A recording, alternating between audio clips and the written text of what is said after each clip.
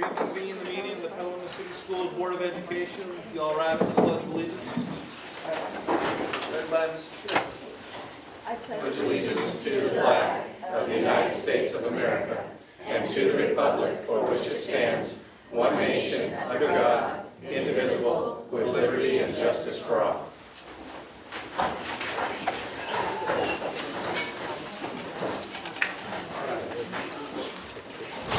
Let's move on to the adoption and the approval of the agenda. I didn't have any requests for any changes or modifications.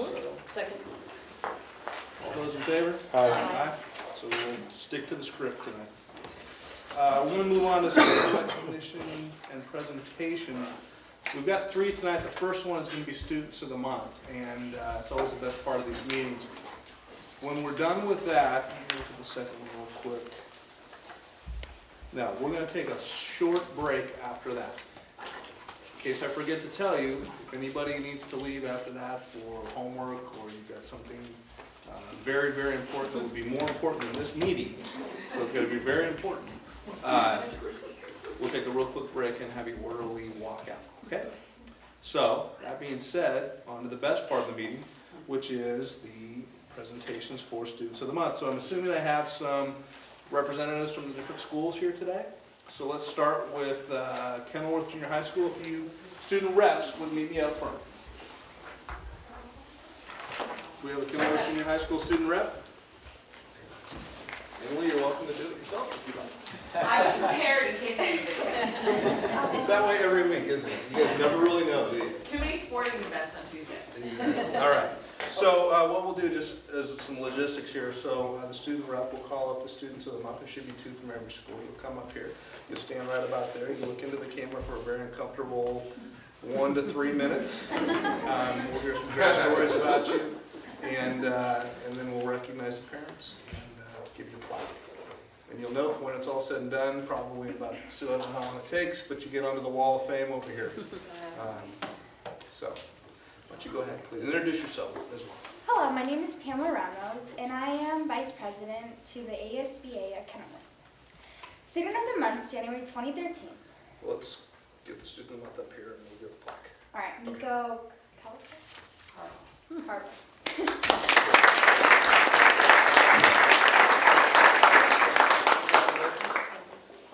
Let's get you right here. Everybody watching Nico the first time, see all of what you're doing. Perfect. Thank you. Go ahead. Nico is a delightful student who has maintained a 4-point grade average since 7th grade here at Kenilworth Junior High School. In his spare time, Nico plays soccer, basketball. Nico has been playing soccer for 8 years and basketball off and on for 5 years. When Nico is not playing sports, he likes to volunteer at the homeless shelter and food kitchen to help others. Nico's favorite class is science because of the different experiments he gets to try, and the teacher makes the class enjoyable. Nico's teachers describe him as a student who always gives his best efforts, a team player, and is always respectful and polite towards adults and his peers. After high school, Nico wants to attend a foreign university to study a topic to be discovered at a later date. Nico's family and friends describe him as an intelligent, funny, athletic, and confident. Nico's parents are proud of his nomination and equal proud of his accomplishments both at Kenilworth and outside of school. Nico's ability and attitude will continue to make him successful in his school and life. Congratulations, Nico.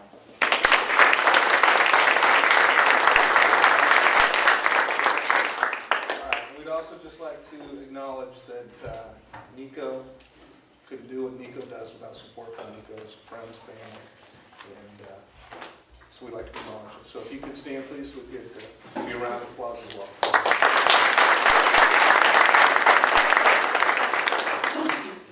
All right, Annie Gallup.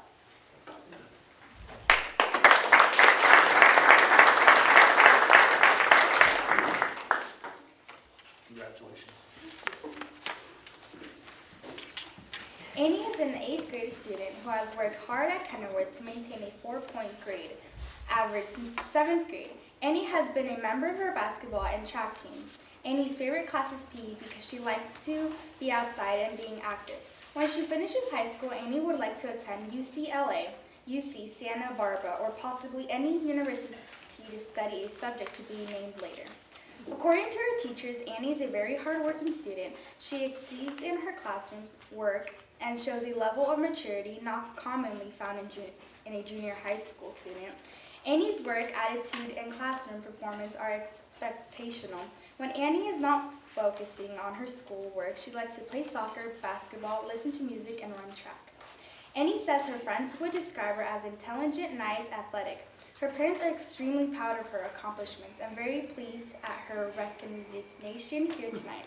Annie's effort and motivation will make her success in whatever she chooses and pursued in life. Congratulations, Annie.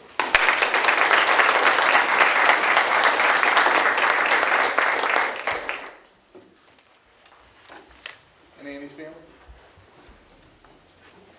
How about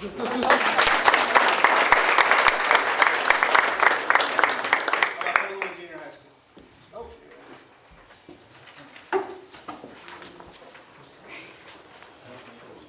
I'm Whitney Boyd, and I'm president at Petaluma Junior High. And I'm Mario Vasquez, vice president. And we chose Eden Garnish as January Student of the Month.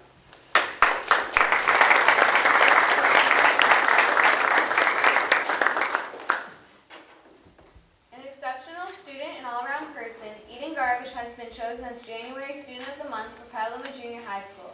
Earning a 4.0 grade point average while taking accelerated classes, Eden is on the honor roll and has earned the Principal's Renaissance and Gold Awards. Eden is very polite and respectful and well-liked by everyone. She's intelligent, motivated, dependable, hardworking, and productive. She makes great use of her time in a humble way, is an influential role model for her peers. Due to her outstanding qualities, Eden was chosen to be the editor of the yearbook, and her teacher states, Eden has the best combination of intellect, discipline, and graciousness I have ever seen. Teachers enjoy having Eden in the classroom as she emulates enthusiastic and upbeat energy towards learning. Eden is very athletic and loves sports. She's on the PJHS volleyball team and plays club volleyball in the community year-round. She's also on a year-round travel softball team and has won many trophies for excellence in her field.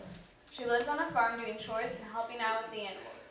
For fun, Eden also collects quarters and boxes. Eden's future plans include continuing sports in high school and hopefully receiving a college scholarship. She would like to attend Dartmouth College in New Hampshire and is still undecided about her career. Eden's parents say Eden has always been a high achiever and done very well in school. She definitely deserves to be recognized for her efforts and academic achievements. We are very proud of her. Congratulations, Eden.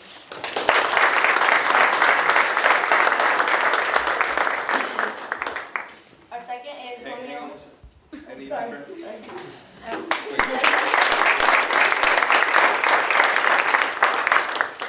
second student of the month is Romeo Mariquin.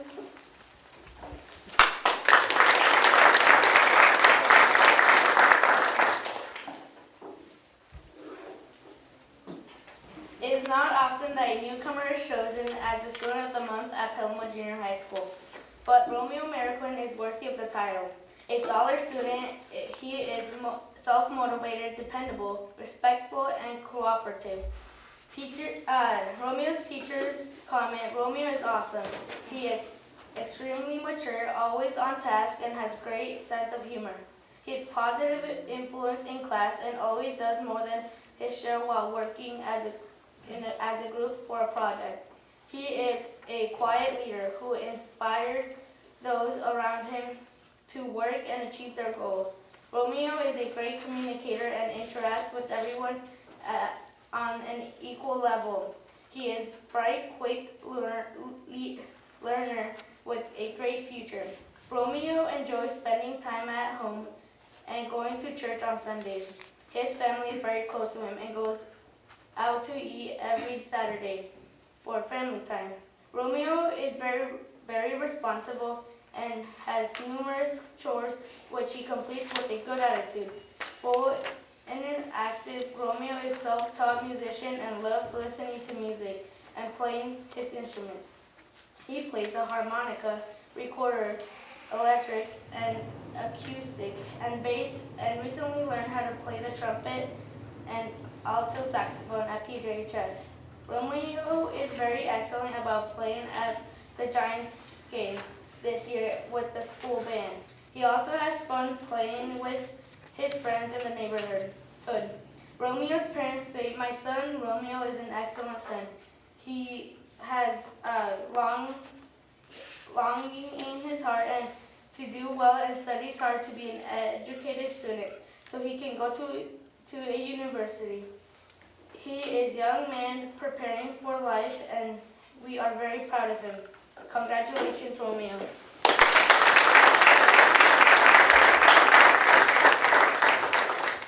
Romeo's family?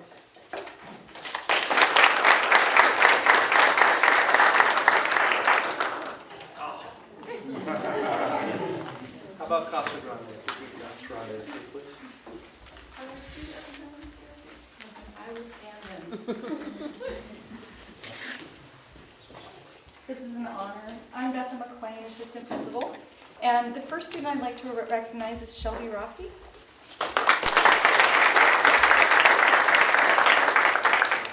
Congratulations,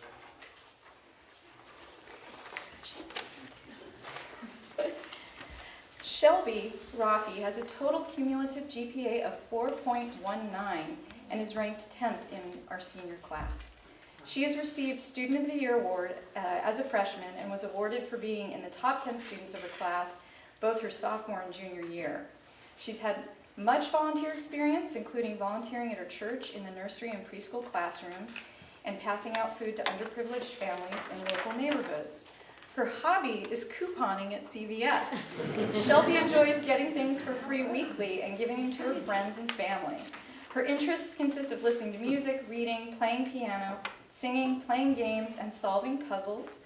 She plans to go to a four-year university and has applied to many colleges in hopes of eventually becoming a physician's assistant or something in another medical field. Shelby plans to major in psychology. Congratulations.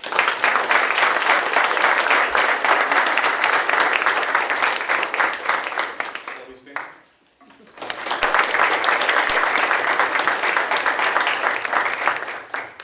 And the next student I'd like to recognize is Mark Salmon.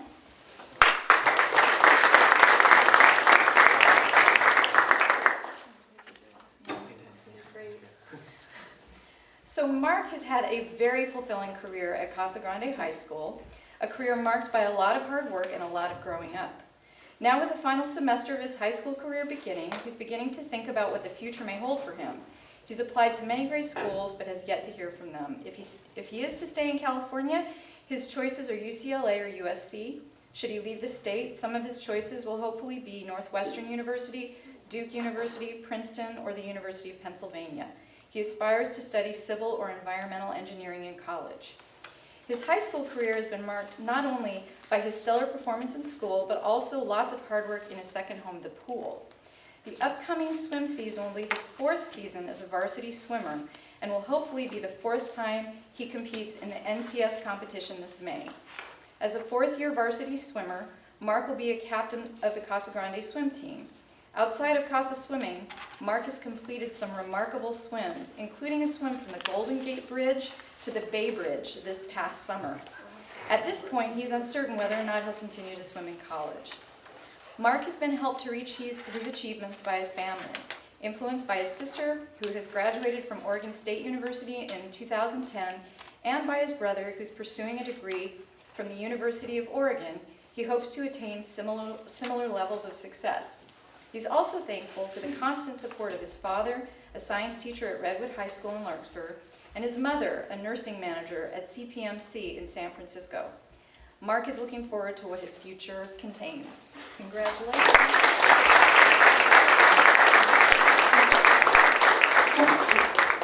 Mark's family?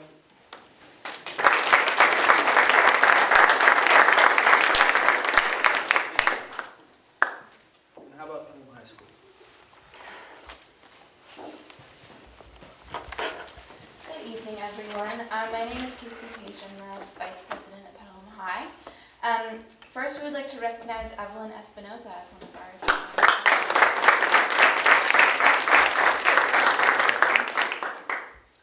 Evelyn Espinoza is an outstanding student who strives to reach her goals and never gives up.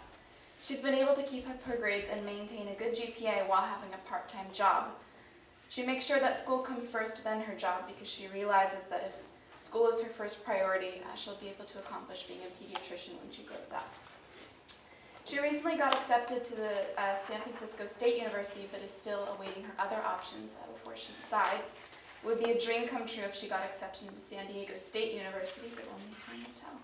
Evelyn is a strong, determined, and intelligent young woman. Her positive attitude and high energy will get her very far in life. We're very proud to have Evelyn as our first student of the month.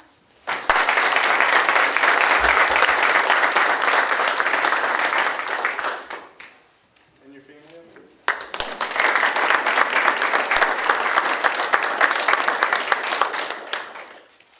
Our next student of the month is Noah Forey, who unfortunately is not able to be here tonight. Oh, he's not.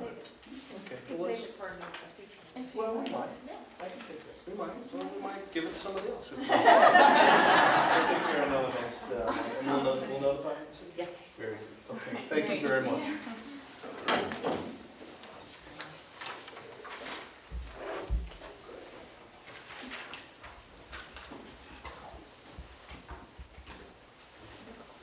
All right. You know, every meeting we have these.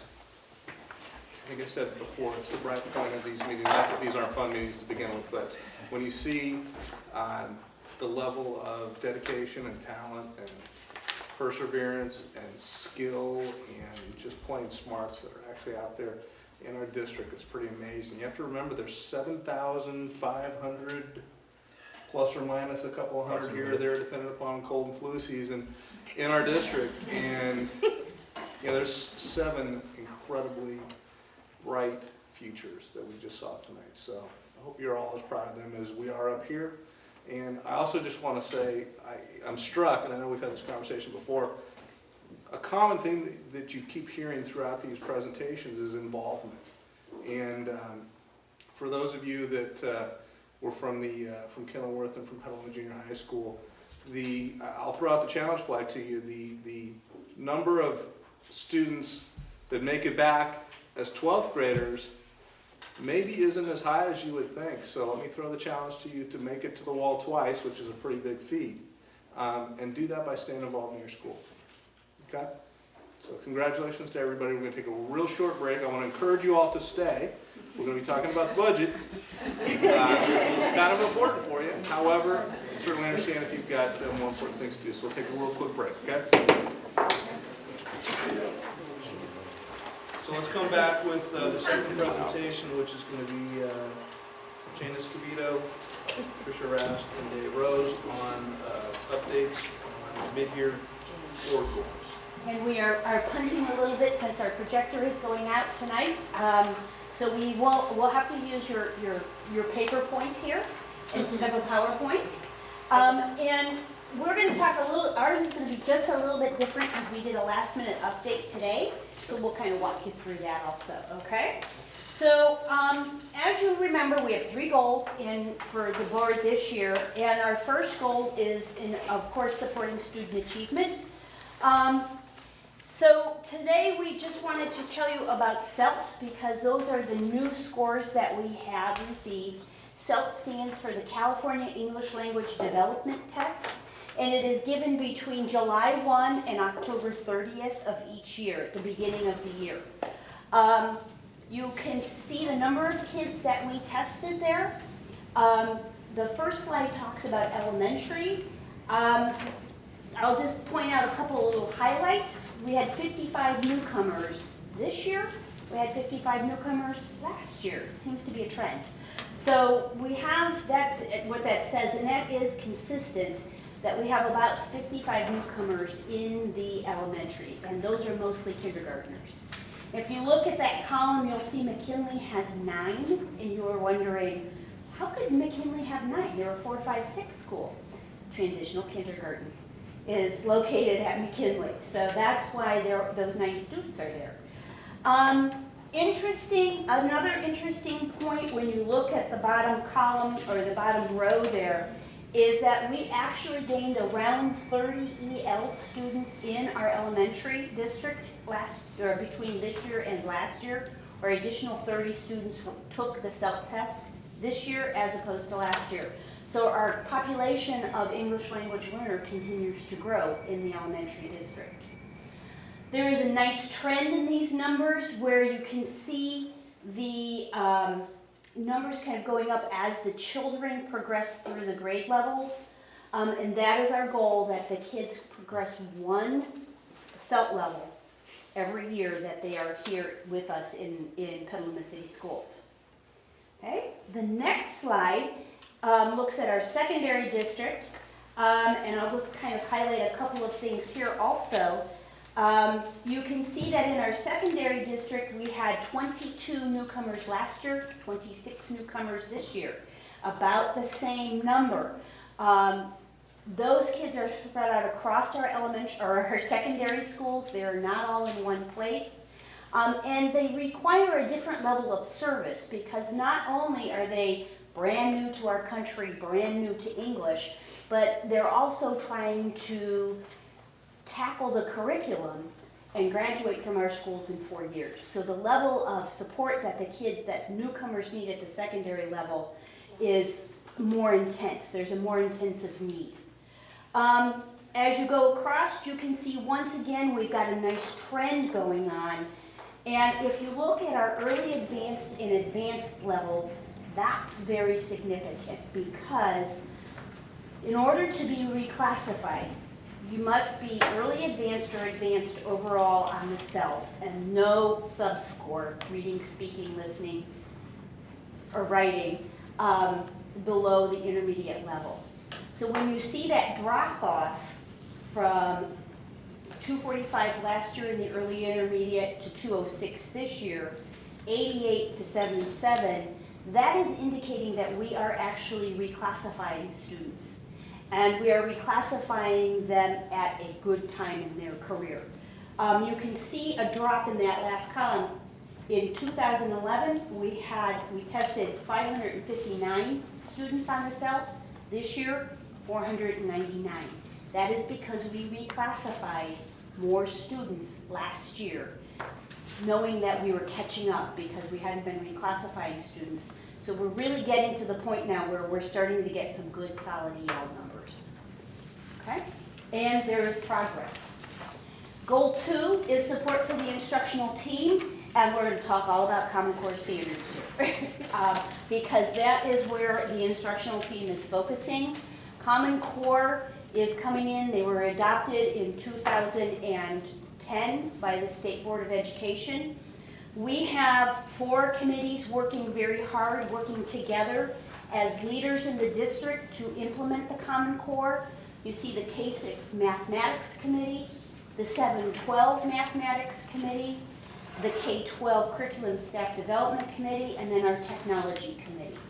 And those committees are designed so that the teachers who are serving on those committees are the leaders that go back to their schools, provide the communication, talk about issues that might be coming up, questions that people have, they accordion back to their committee, decisions are made, and that's how the communication accordion is going.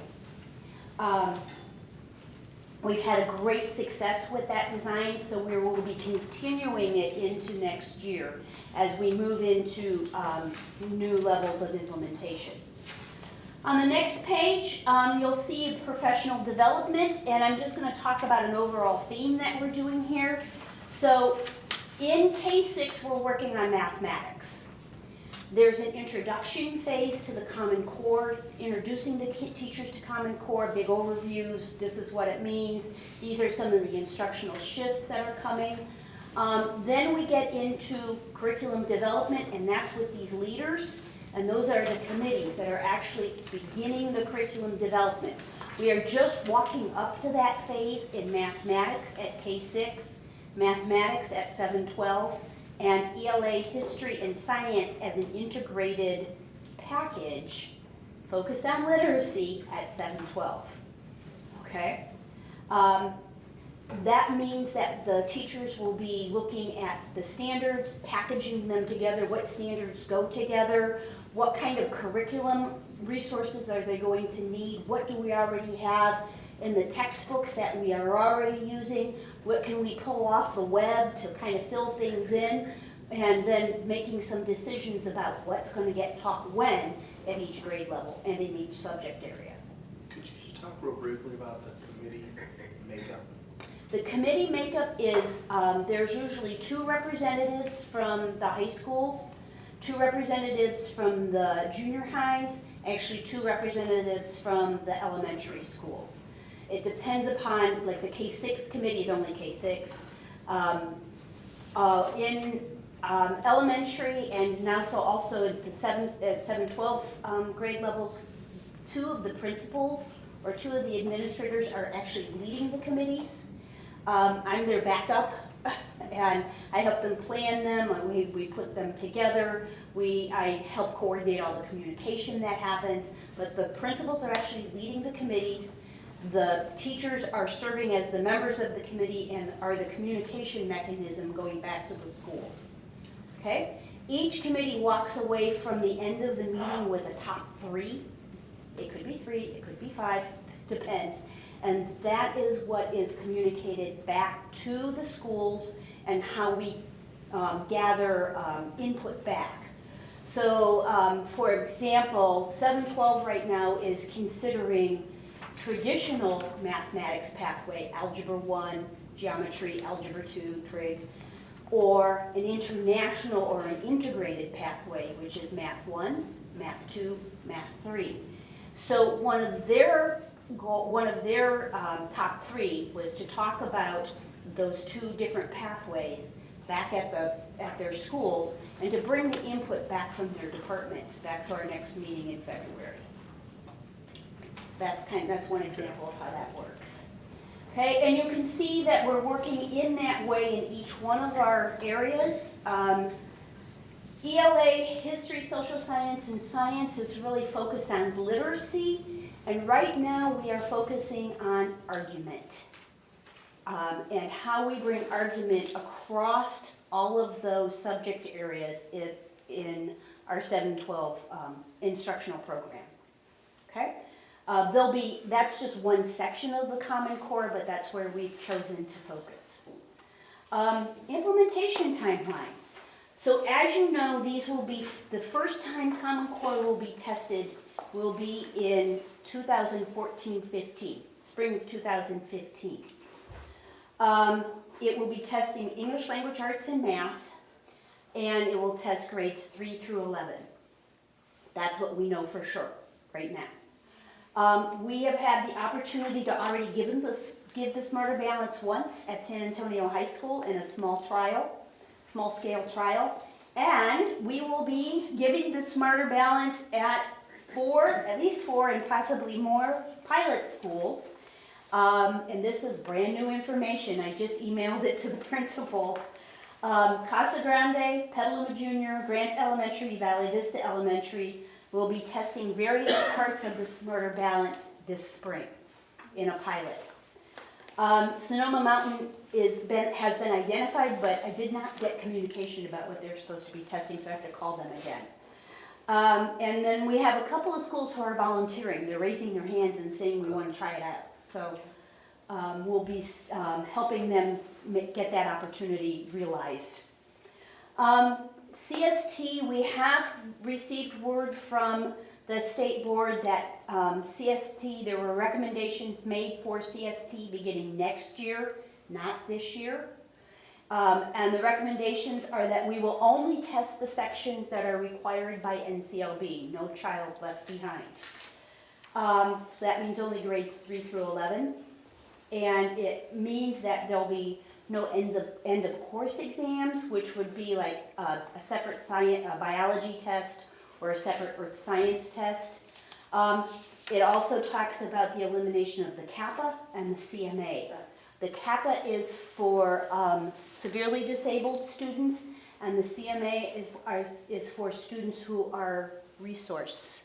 Well, students who have previously had far below basic and below basic scores, and who it's an accommodated test. Yeah. So it doesn't have as many answers for the question. There's more white space around it, It's more simplified. So, yeah. Okay. Our next goal is supportive learning environment, and Dave's here to talk about that. Thank you, Jane. So going into goal 3, starting right away talking about truancy issues, because if the students aren't at school, they cannot perform. I'm happy to report that the number of truancy letters, a truant letter goes out when the student has reached their 3rd full day of unexcused absence. So at our secondary school sites, that becomes 9 periods, because if the student only skips 1 period every now and again, they could have 50 single period absences and never show on this. So we do a period count at the secondary level, and at the K6 level, it's done by full day. So a decrease in 38 letter number 1. The other thing to keep in mind around this is that for every 10 letter number 1, our goal is to reduce it to 4 letter number 2. We're successful 60% of the time with that first letter and that first communication. If we look at the numbers for this year, if we rounded up to 300 letter number 1s, we would anticipate 120 letter number 2s by this point in the year. That number is at 98, so that's lower, and it's 28 fewer letters than at this time last year. And then letter number 3, when a student actually comes before the SAR board, there's a decrease of 7 letters there. When we look at these numbers, it's really important to look at them a semester at a time and a snapshot, because that's a matching time period. We will anticipate that the number will grow in the 2nd semester because all of the first semester absences continue to be counted. It's not a reset at the semester mark. So there could be 300 first semester, but there could be 500 letter number 1 second semester. And we'll continue to work with the sites to keep that low. One really big highlight here is the number for Casa Grande, going from 141 letter number 1s this time last year down to 45 this year. Casa Grande has made a concerted effort to look at students who are missing a single period, and instead of just having the robo-dialer contact home and make sure that they know their student missed this period and we're expecting some form of excuse, students who have left campus without an excuse are serving detentions, and they're losing personal time, lunchtime, time after school, and it has really declined their recidivism. And it's also had an impact on other numbers, as we'll see later. The second part of this goal is talking about the discipline that takes place in our campus environments. If we look at the K6 numbers, you'll see just a slight increase in the number of suspension days and events from this year and this time last year. The events that are increasing we're seeing are around A events. 48900A is willful use of force or violence. And if we start looking at sites right now, our focus is on Grant and on McKinley. They have the greatest increase. So we've been working with those sites and talking about who were those students, what were the events, what were their grade level, were there any special circumstances, are there behavior plans involved? So we are going through the strategic parts with those. And also knowing that the administration at both of those sites is newer, and we want to make sure that they get a chance to go through and review the best practices, our universal strategy. So that's getting a lot of attention paid to it as we move through here. Flipping to the next page, looking at the 712 numbers and then the totals. The total numbers at the bottom, very exciting, 90 fewer events of suspensions from this time last year. And that it equates to 253 days of fewer suspensions where students are missing out. Again, highlights going right to Casa Grande. When you look at this time last year, they had 96 events this time last year, 22 this year. Again, tied right to the fact that more students are staying on campus. If they're on campus around adults, chances are they're not performing those suspendable behaviors. Petaluma Juniors also had a real focus in terms of looking at alternatives to suspension and removing the recidivism around different events. There was horseplay and a lot of different things like that that they were dealing with last year, and they've really made a big aim of making sure that that type of behavior is reduced. A very big highlight in this report is when we look at the secondary level, the C offenses, and those are offenses that are related directly to substance use, possession under the influence, marijuana, alcohol, other substances. This time last year we had 72 events district-wide. This year it's down to 27. Significant decrease in that area. We're very, very happy to see that. I hope that trend continues throughout the year. As we look at the big ticket items in terms of events where students are expelled, this time last year we had 33 expulsion hearings before you as the board, and this year it's down to 19. So again, a significant decrease in a trend that we hope continues. Why are we doing all this? The more we have those students in front of the teachers, the better they're going to perform academically. Jane shares continuous information for you about how the sites are doing with the STAR and all of their other assessments. The bottom line is, how many of our kids are graduating? And when we look at, again, the NCLB graduation rate, the No Child Left Behind, they're typically 2 years behind on their data. But you have a chart there that shows 07, 08, 86.8% of our students were graduating in 4 years that were in our district. We bumped that up 6% in 2 years. The new data will come out, and when that comes out, we'll share that with you. As we look at our graduation rate compared to the county, we can see that the county's is kind of flatlined at around 83%. The other big number to look at is 07, 08, 125 dropouts in that school year. In 2 years, we had almost cut that in half. And then for the last 2 school years, that number's under 45 students each of the last 2 years. Keep them in front of the teachers, keep them on campus, keep them engaged, and they're going through and learning their system, and they're graduating. They're not dropping out. Mary? On the way here this evening, I heard that the national average has gone up to the highest level in 40 years, and it's at 78%. So we're at 92.6%, and I have to say that one of the reasons has to be that we have not only caring teachers and inspiring teachers, but also the coursework that's keeping the kids wanting to come to school. And so it's the combination of the staff and the curriculum. Absolutely. The work of the teachers at the sites, and keeping the students engaged and keeping them moving forward, making adjustments, accommodations, spending extra time with them, and then the parent support as well. Both just key This factors. community is very supportive. Yes. Yeah. How do we keep our students safe? How do we keep our campuses safe? The strategy behind what we're doing around campus environment has 3 tiers to it. The first is the universal prevention strategies. We mentioned the BEST program is building effective schools together, being safe, being respectful, and being responsible. That's language that's common on all of our campuses. The student and parent handbooks, the school safety plans, the drills, the noon duty, and the campus supervisors. All of those are universal strategies that impact all students on campus. And for the vast majority, 80% of our students most of the time, those prevention strategies are sufficient. However, there's another level where we have to give reminders and specific instruction to smaller groups. We have the Caring School Communities program that talks about classroom issues, and it allows a teacher to make sure that the environment in their classroom matches that of the campus and keeps everything moving smoothly and flowing. Peer mentoring, challenge days, safe school ambassadors, our relationship with a lot of the community agencies, with Petaluma People Services, all of those are a next level of intervention where if a student needs a little bit of guidance, a little extra support, another significant adult in their life, they're able to get it and take advantage of it through the school. The last level is the intensive strategies. When a student is facing incredible barriers in their home life, challenges, there's things that are getting in their way emotionally. We have mental health counselors that are available at every site. 4 days a week of mental health counseling on top of the academic counseling that's already there in place. Our SARB, our student study teams, involuntary transfers, when we see that a student would do better in a different environment. And then the suspension and expulsion are tools that we use if that's not doing it. And we want to make sure that students and families understand that the student is there for one reason, to get that education. And then all of the other stuff, the community relationship, the social experience, just adds to that. The most effective tool we have in keeping our campuses safe is knowing who our kids are. We don't want to have a child ostracized or off to the side or treated poorly or differently or made fun of because of something that they have that is a trait or a physical characteristic or something that leads them to be a target. We want to know who all of our students are. We want them to have a significant adult on campus that they can turn to.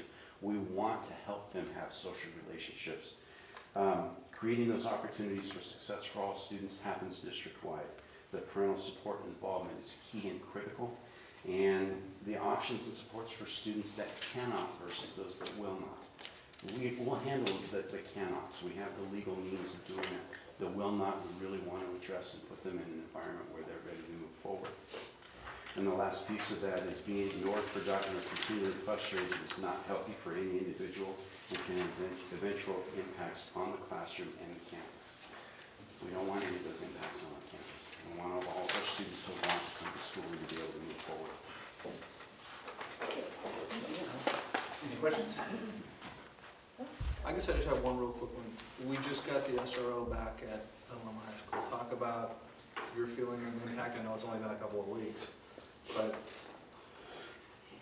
Absolutely wonderful to have Officer Antonio at Petaluma High School.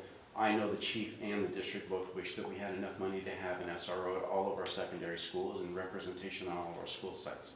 Unfortunately, the fiscal climate doesn't allow for that. We're happy to have John. That relationship with the school district and the police department is one that's going to be critical. His presence on the campus, I know lots of families and lots of students like him being there.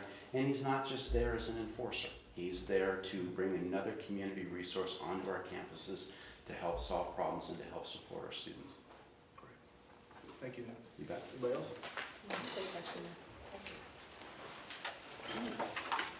Thank you very much. Let's move up to the budget. Item number 3, Mitch, with an update. Yes, for once in a very long time, we have some positive news in our funding. And I only have a couple more copies for you guys to share up here, and you could share it. Okay, Thank you for making the copy. you are most welcome. Well, so now you look at this instead of me, so that's good. Is there room in here for a new bulb and projector? Okay, so there were a couple of priorities of the proposed budget, and in particular for the K-12 2013-14 budget. One was to pay down the wall of debt that has been accrued over the last many years. And in this wall of debt, part of it includes the cash deferrals that you know that we've suffered and the impact on our cash flows. That represents about 45% of the dollars that we should be getting for our state aid. That's a lot of money. As part of this, he's proposing to fund a 1.65% COLA. However, we'll get to that in a little bit. Don't get too excited yet.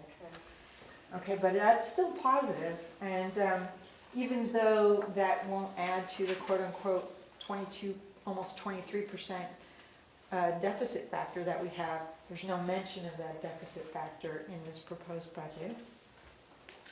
And in this current budget, there's $4.2 billion just in the budget just to pay down previous debt.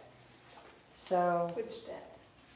the old debt, the state debt. Oh, State debt. So not debt to our schools, No, which there is, okay, no. This is overall debt okay. that they have to incorporate into the state level budget in order to pay down prior year's expenses.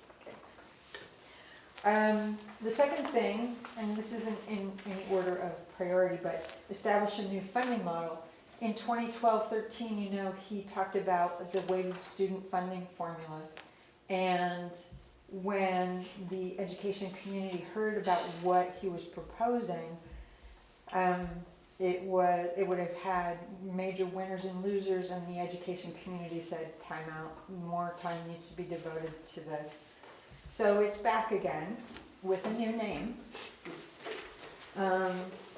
And they're proposing to distribute this additional funding based on need, which would be English language learners and socioeconomic disadvantaged students. They want to make it less complex, less of an administrative burden, and there is a 7-year phase-in for this new plan. So on the wall of debt, there's over $10 billion that's owed to school districts on these deferrals.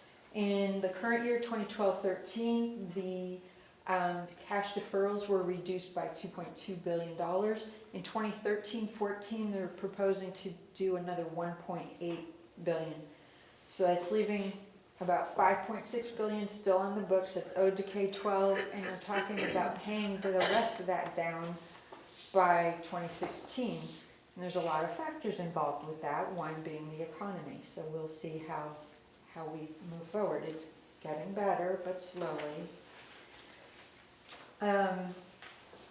So the second thing, establishing a new funding model. So it's no longer called the weighted student funding formula. It is now called the local control funding formula. That's interesting. So you're just getting a blank check, is that it? Yeah. Well, about It sounds to it as, well, we'll see. I know. I'm trying to give you guys good news. Yeah. Oh my We're They're God. just getting really good at the politics of the work. But it's almost insulting. It's like, we're really that dumb?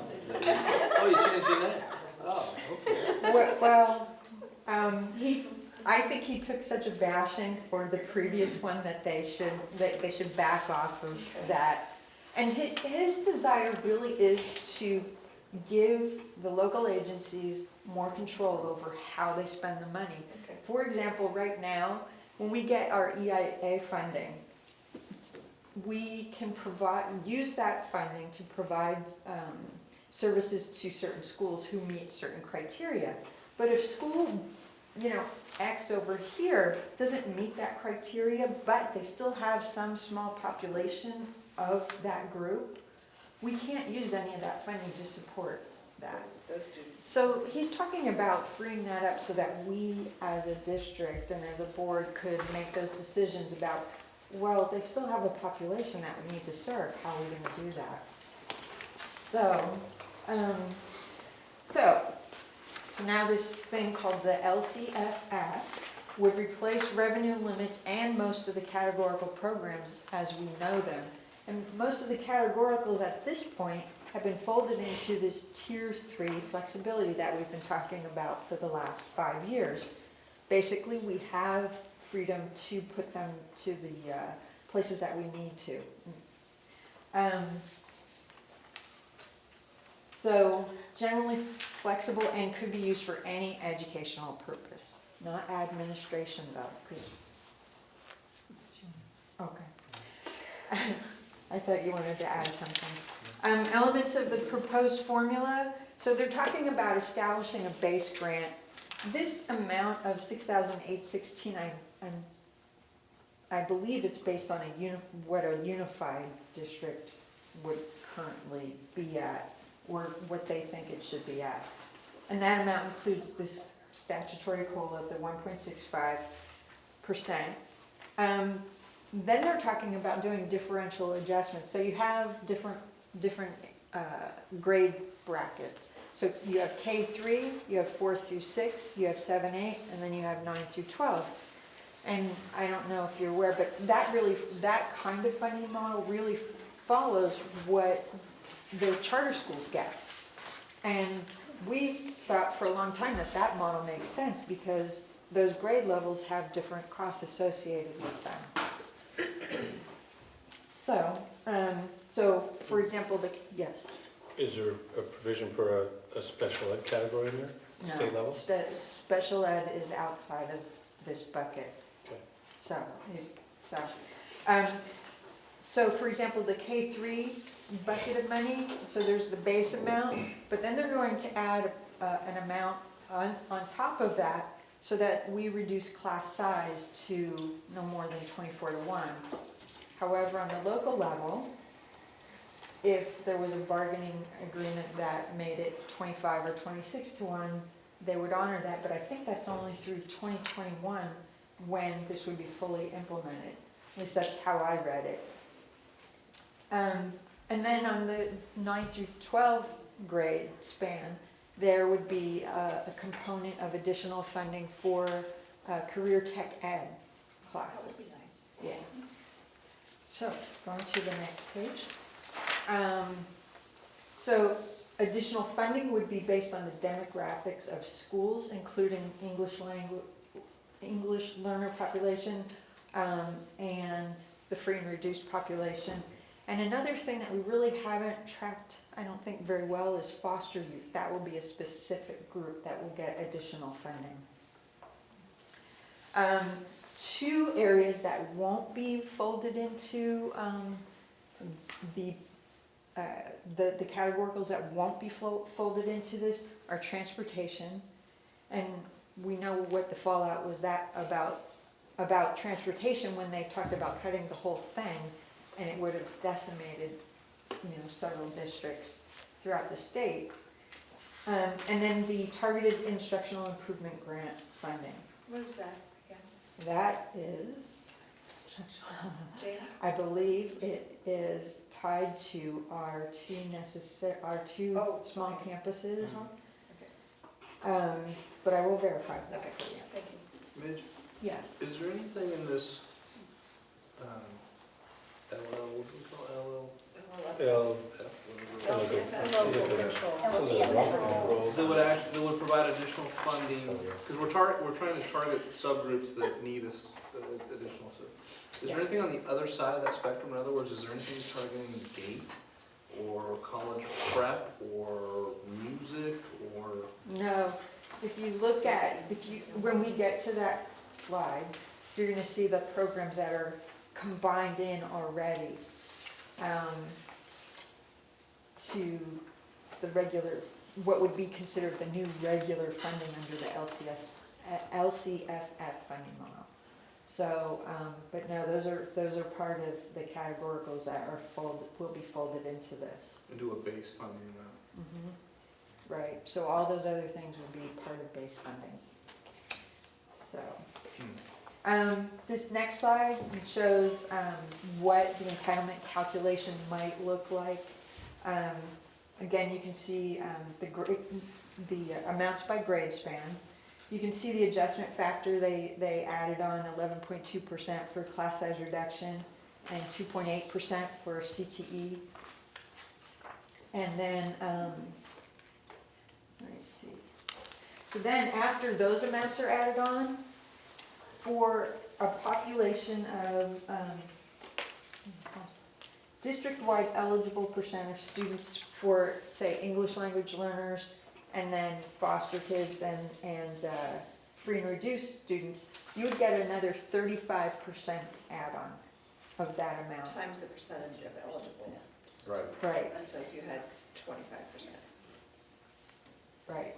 So then if you have, and this part isn't exactly clear either, if you reach a threshold of over 50%, another 35% is added on. Of those that exceed 50%. Right. So, okay, the next, let's see.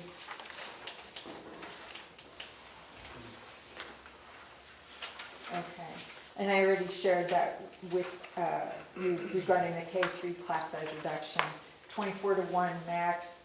The maximum class size allowed for 24-to-1 when LCFF is fully funded in 21 would be 24-to-1. And they're saying it can be exceeded if certain criteria are met. The next slide talks about the programs that are actually folded into the LCFF model. So we have quite a few of these. Administrator training, adult ed.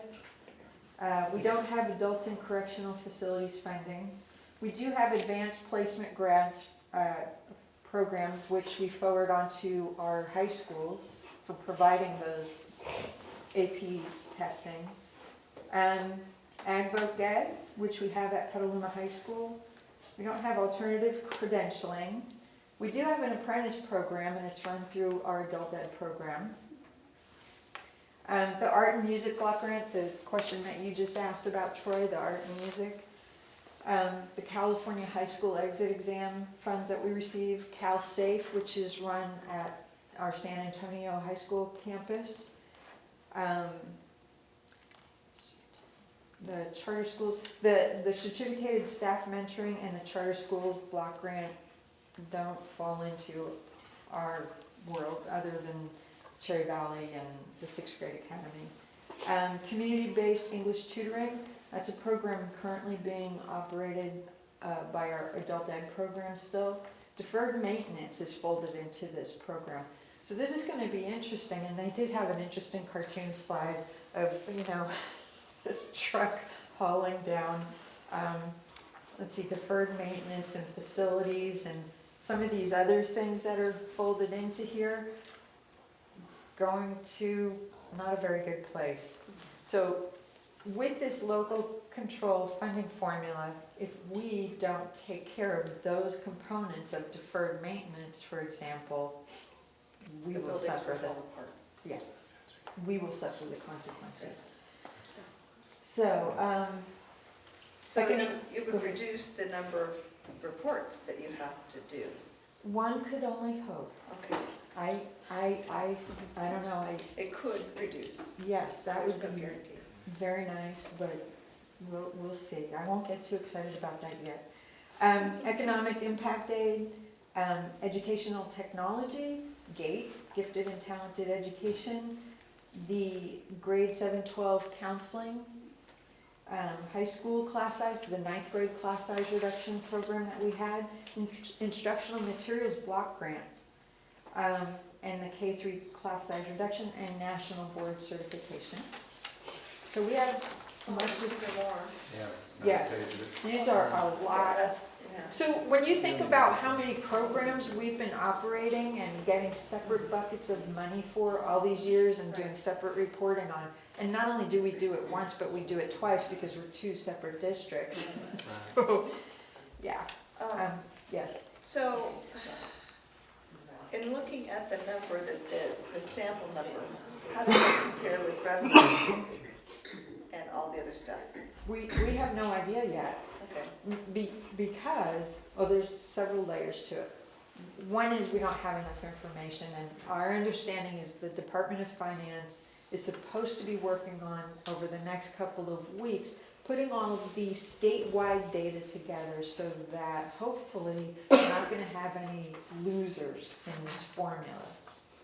Steve, you wanted to say Well, something? initially, I mean, the total dollar amount that they're arriving at as far as the goal is concerned, has all of these dollars statewide put together, divided by the number of students. So that's the goal amount that we'll reach in 7 years.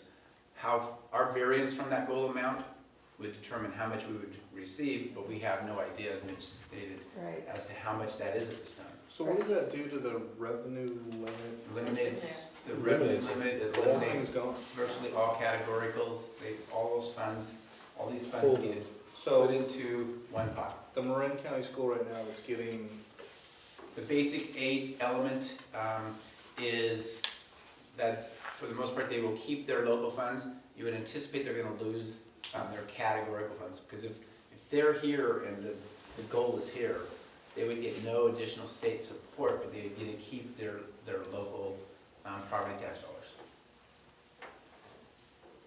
okay, so are we talking level playing field or no, they're still? Not exactly. I mean, they would still be above the goal, but they would not be gaining any other state funding. Okay, but wouldn't their property tax be more than enough to cover? That's what I'm saying, they would be able to keep that property tax, so it's not balancing. Still gonna have the haves and have-nots. There's still some of that. Right. A lot of that. As you look at these list of programs, some of these programs we applied to get into, and we were very successful in doing that.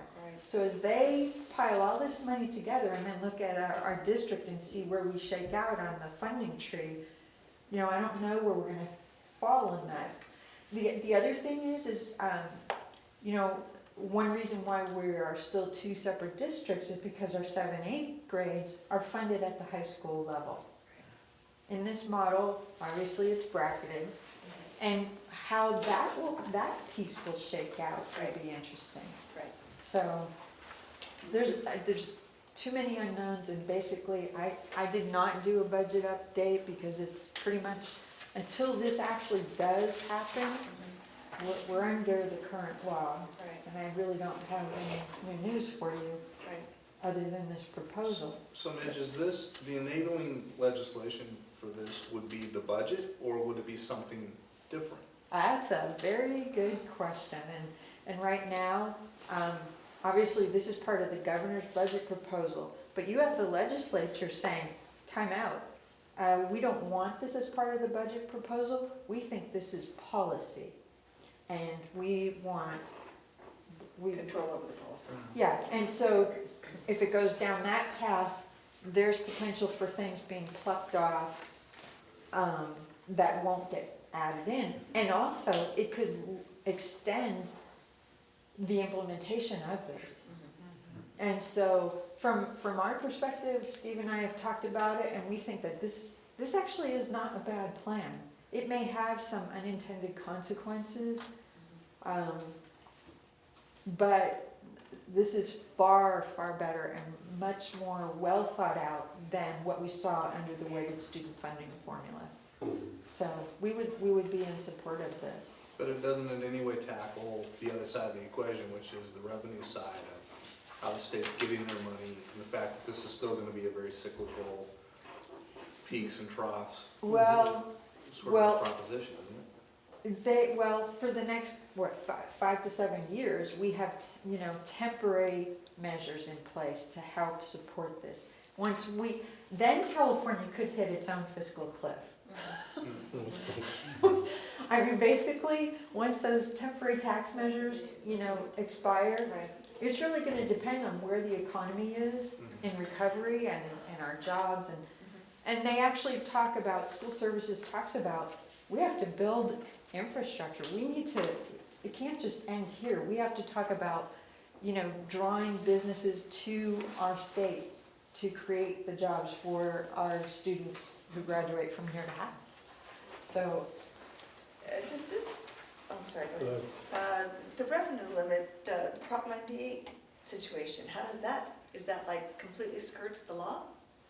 On Prop 98, they're giving us everything we're entitled to in Prop 98, and it's factored in here, so we would continue to get the percentage of the budget. Okay. The revenue limit disappears. Right. The cost of living adjustment would continue, because that's a statutory requirement in another section of law, but it would get added, not onto the revenue limit, it would just get added onto these funds to determine how much school districts get.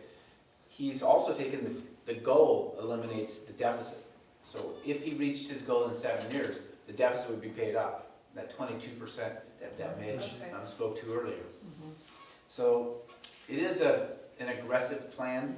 The governor's proposal for the economy is that the economy is going to be very good for the next 7 years.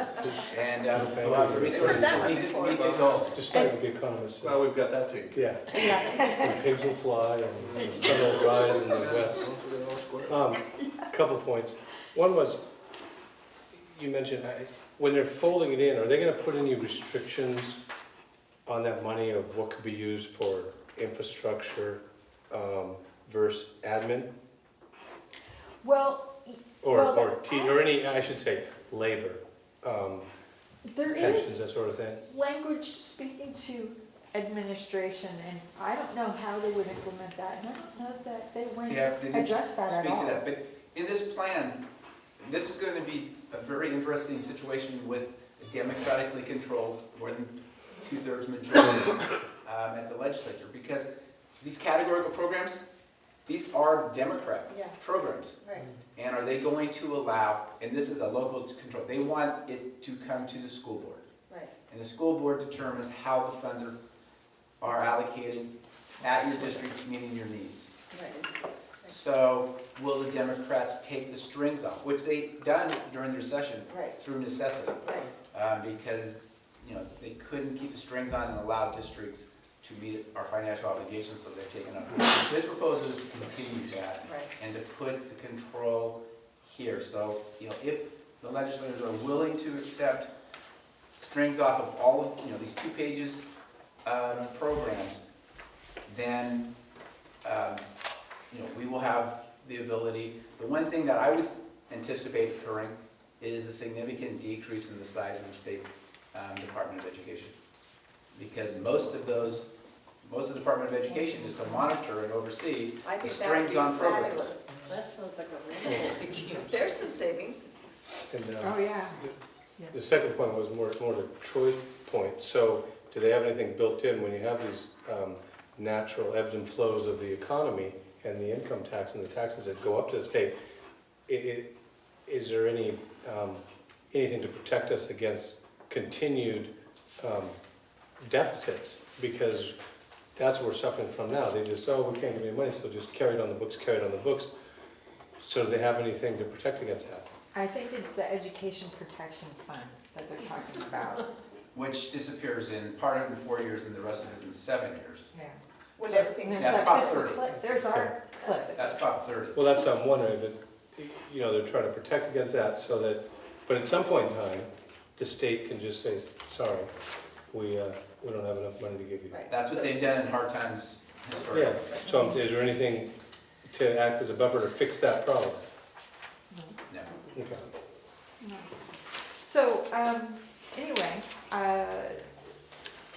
on the next slide, there's just a very short list of the programs that are excluded from getting combined into this bucket. And we have most of them, there's a couple that we don't. The after-school programs, ACES, as you know, and we work with the Boys and Girls Club to provide that program over at McKinley and McDowell schools. We don't get any American Indian education funds. Necessary small schools, that's not the schools that we operate. Preschool, I think they're operated through SCO. The Quality Education Investment Act, QIA, which we receive funds for McKinley School. Child nutrition, obviously that is our food service program and outside of the general fund. And special ed. Special ed is outside of this bucket. Okay, so the next slide, so where do we go from here? As we just shared, there's not enough detail for us to figure out how this impacts us and whether or not we'll ever see a COLA or not. Just depends on where we fall in the food chain now. And again, the legislature must enact this, and the question is, do they deal with it as a budget package? Or are they going to take it outside of that and start dealing with it as a policy issue?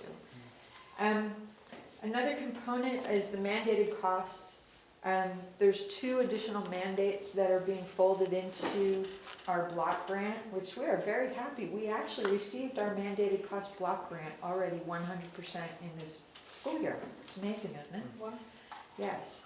And so they've added $100 million to add behavioral intervention program mandate and also graduation requirements.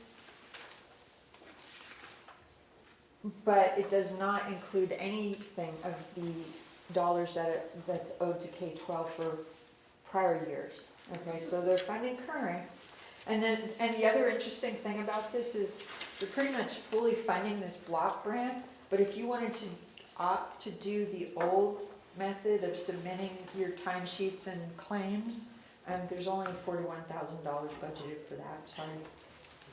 So I feel good that we opted for the block grant version. So the next slide, the federal programs, the cliffhanger.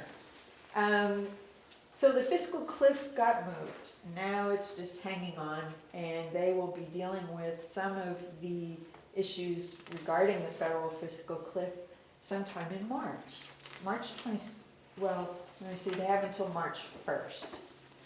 So this put off whether or not the sequestration, or basically just budget cuts, that's a fancy word for just across the board cuts of the federal programs, basically put off. We don't know whether or not they will see an 8.2% cut for 13-14 or not. The programs that we have that affect us are the Title I, we've received substantial money there, Title II, Special Ed, and Career Tech Ed and Adult Ed funds. So speaking of Adult Ed, on the next slide, one of the proposals that he has is looking at the adult ed programs. And he is proposing that they shift to the community college as for having them provide the operation of the adult ed programs. As you know, our district is the only district in Sonoma County still providing any remnant of an adult education program, and Carol Waxman has done a fabulous job doing that. This proposes establishing a new block grant that would go to the community colleges, and he is encouraging them to have a dialogue with the K-12 community, who has probably a lot of the infrastructure still either intact or recently intact enough that they could recreate it.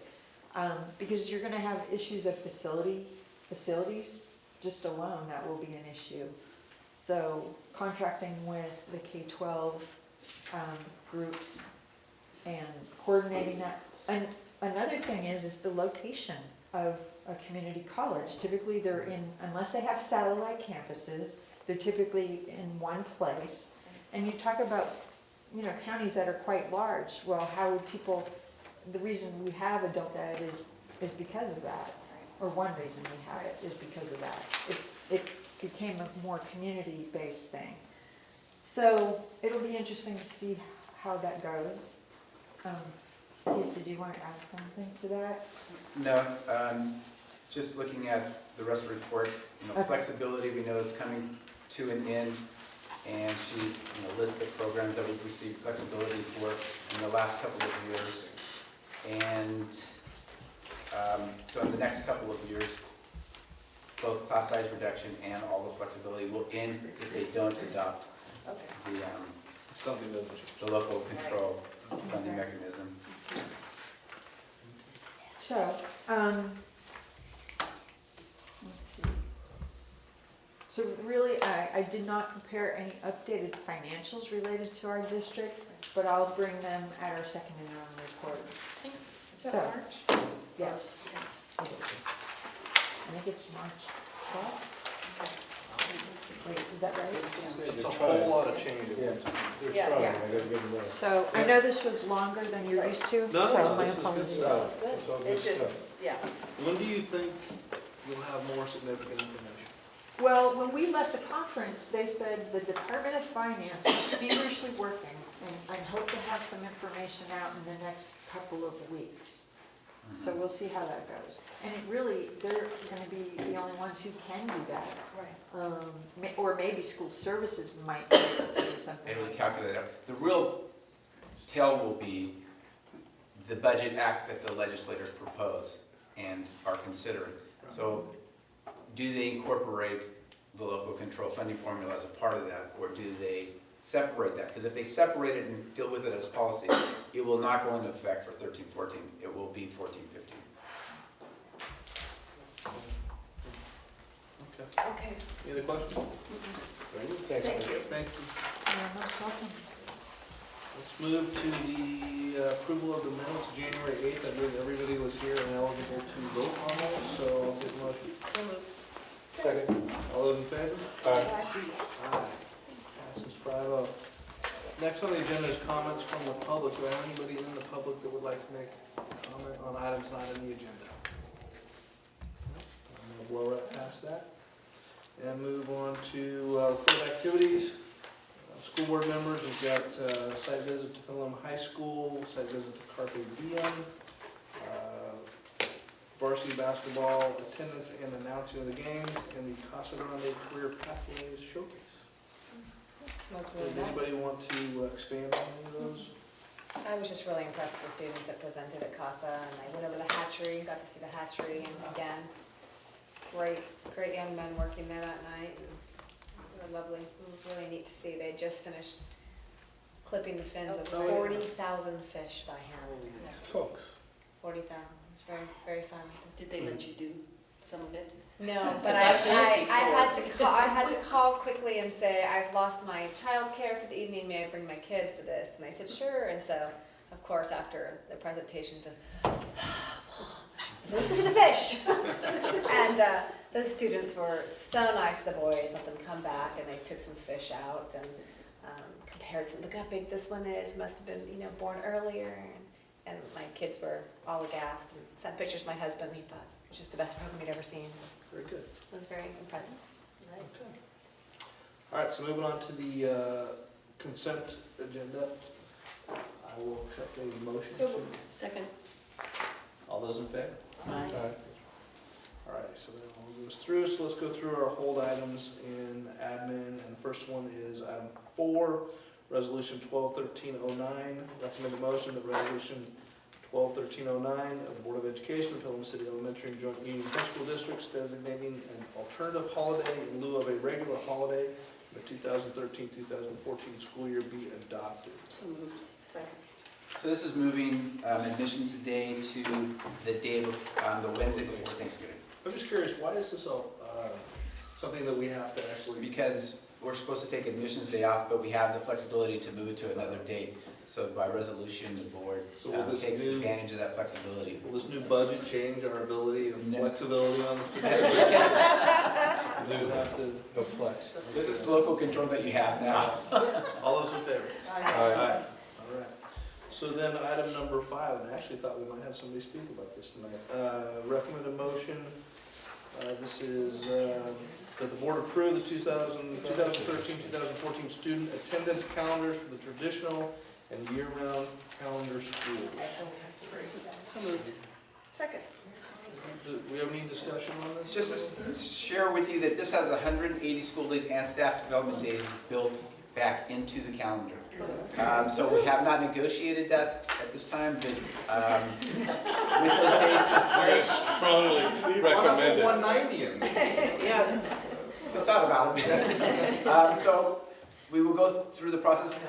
If we're not successful in negotiating back all the student days or staff development days, we'll bring back modifications. But to let parents know our intent for next year, as we try to do by the end of January, because we know parents are planning their vacations for next year, we want the board to adopt the calendars as proposed. And without holding you to it, if we did have to make some adjustments therein, you're gonna be talking about a day here and a day there. You're not talking about theoretically extending out or shrinking. Correct, and dates. strong desire to, with the passage of Prop 30, reinstate all the 180 instructional days. So we're not anticipating that even if we made changes, it would have an impact on school days. You know, I'm looking specifically at June 6th versus Memorial Day weekend. Correct, It's been and drama before. our intent is that we will be going through June 6th of next year. Okay. And while that's not a part of this motion and will not be part of this vote, holding you to that, understanding that there's a chance that could change. Any other discussion on it? All those in favor? Aye. Very good. I don't think so. Williams settlement, I didn't notice anything that needed to be discussed in the Williams settlement other than. Just the fact that we have it presented to the board and there's no reported complaints. Okay, let's move over to business services, item number 6, one-year agreement. This is a recommended motion for bus transportation. The board authorized a one-year agreement renewal between First Student and Petaluma City Schools for special education school bus transportation services. So moved. Second. Okay, for the last 5 years, we had an agreement with First Student to assist us in providing special ed transportation for the routes that we couldn't do ourselves. And this is just extending it one more year so that we can look at other options and possibly work with other districts to create a countywide database so that we run an efficient routing system. And So that we we'll don't send have. one child to one place when Old Adobe's doing the Right, same thing. exactly. Yeah, Just logistics. Just out of curiosity, First Student, is that the only vendor around, or it doesn't seem that there's a whole lot of competition when it comes to selecting vendors in school busing? Is that a fair statement? That is a fair statement. We had heard that there was another vendor looking to try to create some competition in this county, but they would also need enough time to build up their workforce and, ask assets to be able to do that. And so this would allow for that to happen, or for us to come up with some other more cost-effective way of transporting our students. One way or another, we're gonna make them try to build it with their back. Yes. Very good. Okay, all those in favor? Aye. Moving on to, did anybody have any, would anybody like to discuss items 6, 7, and 8 under educational services having to do with new regs, mostly having to do with health? Okay, so for item K, we're talking about our next meeting at 6 o'clock right here on Douglas Street, 200 Douglas Street, February 12th. And Steve, anything of note you'll be bringing to us at that point? On February 12th, it should be routine. Okay. It'll be better than routine, we'll have a member of the quarter. A member of the She hadn't fallen asleep. We'll on get- it. No, I didn't fall asleep. All right, so I am not going to close this meeting. I'm going to adjourn it to a closed session for public employee evaluation of the superintendent. So we're adjourning to closed session.